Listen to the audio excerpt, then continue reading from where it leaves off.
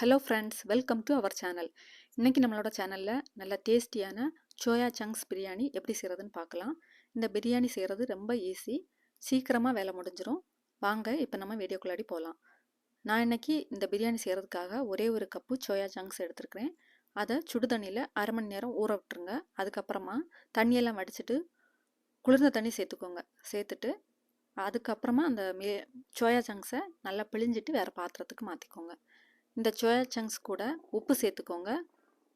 உப்பு சேர்த்துட்டு 1/4 டீஸ்பூன் மஞ்சள் தூள், அரை டீஸ்பூன் மிளகாய்த்தூள், அரை டீஸ்பூன் மல்லித்தூள், அப்புறமா கடைசியாக அரை டீஸ்பூன் சிக்கன் மசாலா சேர்த்துக்கோங்க. 1 டீஸ்பூன் தயிரும் சேர்த்துக்கோங்க. சேர்த்துட்டு எல்லாத்தையும் நல்லா மிக்ஸ் பண்ணிவிட்டு அரை மணி நேரம் அப்படியே ஊற விட்டுருங்க. நான் இன்றைக்கி பிரியாணி செய்கிறதுக்காக 3 கப்பு பாசுமதி அரிசி எடுத்து நல்லா கழுவி சுத்தம் பண்ணிவிட்டு தண்ணி சேர்த்து அரை மணி நேரம் ஊற வைக்க போகிறேன். ஒரு பாத்திரம் அடுப்பில் வச்சுட்டு சூடு பண்ணிக்கோங்க. அதில் நெய் சேர்த்துக்கோங்க. நெய் உருகுனதுக்கு அப்புறமா மசாலா பொருட்கள் சேர்த்துக்கலாம். ஒரு பிரியாணி இலை சேர்த்துக்கோங்க. ஒரு சின்ன துண்டு பட்டை சேர்த்துக்கோங்க. 3 ஏலக்காய், ஒரு அன்னாசிப்பூ, 6 கிராம்பு சேர்த்துட்டு லைட்டாக வதக்கிட்டு 2 பெரிய வெங்காயம் நீளமாக கட் பண்ணி சேர்த்துக்கோங்க. உப்பு சேர்த்துட்டு வதக்கிக்கோங்க. கொஞ்சம் நேரம் மூடி போட்டு வேக விடுங்க. அப்போ வெங்காயம் சீக்கிரம் வெந்துடும். இப்போ கலர் நல்லா சேஞ்ச் ஆனதுக்கப்புறமா 2 டீஸ்பூன் இஞ்சி பூண்டு விழுது சேர்த்துக்கலாம். சேர்த்துட்டு அதோட பச்சை வாசனை போகிற வரைக்கும் வதக்கி விட்டுறலாம். 6 பச்சை மிளகாய் சேர்த்துக்கோங்க. சேர்த்துட்டு அதையும் வதக்கிக்கோங்க. அப்புறமா ஒரே ஒரு கைப்பிடி அளவு புதினா இலையும் மல்லி இலையும் சேர்த்துக்கோங்க. நல்லா பொடியாக கட் பண்ணி சேர்த்துக்கோங்க. அடுத்ததாக 2 தக்காளி நீளமாக கட் பண்ணி சேர்த்துக்கோங்க. சேர்த்துட்டு நல்லா வதக்கி விடுங்க. தக்காளி சீக்கிரமாக வேகிறதுக்காக மூடி போட்டு வேக வைக்கலாம்.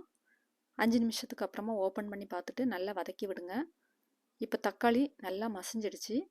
அடுத்ததாக மசாலா பொடிகள் சேர்த்துக்கலாம். 1 டீஸ்பூன் மிளகாய்த்தூள் சேர்த்துக்கோங்க. 1 டீஸ்பூன் மல்லித்தூள், 1/2 டீஸ்பூன் பிரியாணி மசாலா சேர்த்துக்கோங்க. இந்த பிரியாணி மசாலா நான் வீட்டிலே செய்கிறது. அடுத்ததாக அரை டீஸ்பூன் மஞ்சள் தூள் சேர்த்துக்கோங்க.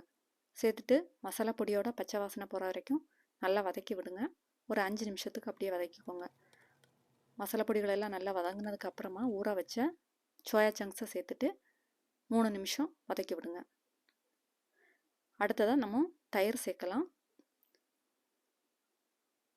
நான் இன்றைக்கி 2 டீஸ்பூன் தயிர் சேர்த்துருக்குறேன். தயிர் சேர்த்துட்டு நல்லா வதக்கி விடுங்க.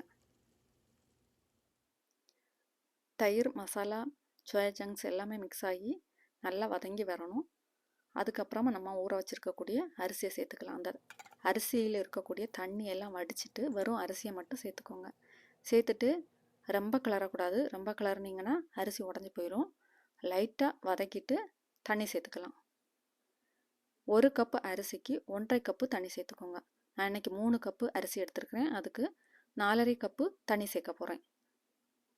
சேர்த்துட்டு நல்லா கலக்கி விடுங்க. கடைசியாக உப்பு கரெக்டாக இருக்கான்னு செக் பண்ணி பார்த்துக்கோங்க. நம்ம ஏற்கனவே வெங்காயம் வதக்கும்போது உப்பு சேர்த்துருக்குறோம். அதனால் கொஞ்சமாக உப்பு சேர்த்துக்கோங்க. எப்போவுமே நம்ம தண்ணியெல்லாம் சேர்த்துட்டு உப்பு சேர்க்கும்போது உப்பு கொஞ்சம் தூக்கலாக இருக்கணும். அப்போ தான் பிரியாணி வெந்து வரும்போது கரெக்டாக இருக்கும். கடைசியாக பொடியாக இருக்குன்னா புதினா இலையும் மல்லி இலையும் சேர்த்துக்கோங்க. சேர்த்துட்டு மூடி போட்டு இப்போ நம்ம வேக வைக்கலாம். மூடி போட்டதுக்கப்புறமா தீயோட அளவாக மீடியத்தில் வச்சுக்கோங்க. வச்சுட்டு ஆவி வந்ததுக்கப்புறமா வெயிட் போட்டுக்கோங்க. அப்புறமா ஒரு விசில் வந்ததும் அடுப்பை ஆஃப் பண்ணிடுங்க. ஆஃப் பண்ணிவிட்டு ஆவியெல்லாம் வெளியேறினதுக்கப்புறமா வெயிட்டாக ரிமூவ் பண்ணுங்கள். இப்போது சூப்பராக பிரியாணி தயாராகிடுச்சு. அரிசி உடையாமல் அழகாக வந்திருக்கு. இதை உடனேயே வேற ஒரு பாத்திரத்துக்கு மாற்றிடுங்க, இல்லைன்னா அரிசி ஒட்டி பிடிச்சிரும். இப்போ சூப்பராக சோயா சங்க்ஸ் பிரியாணி தயாராகிடுச்சு. இதை சீக்கிரமாக ஈஸியாக செய்திடலாம். நான் இன்றைக்கி இதை தொட்டுக்கிறதுக்காக, இந்த பிரியாணிக்கு தொட்டுக்கிறதுக்காக தயிர் பச்சடி தான் செய்திருக்கிறேன். இதே மாதிரி நீங்களும் ஈஸியாக செய்யலாம். குழந்தைங்களுக்கு லஞ்சுக்கு ஸ்கூலுக்கு கூட கொடுத்து விடலாம். இந்த ரெசிபியை ட்ரை பண்ணி பார்த்துட்டு கமெண்ட் பண்ணுங்கள். வீடியோ பிடிச்சிருந்தா லைக் பண்ணி ஷேர் பண்ணுங்கள். சேனலை சப்ஸ்கிரைப் பண்ணி சப்போர்ட் பண்ணுங்கள். நன்றி. வாழ்க வளத்துடன்.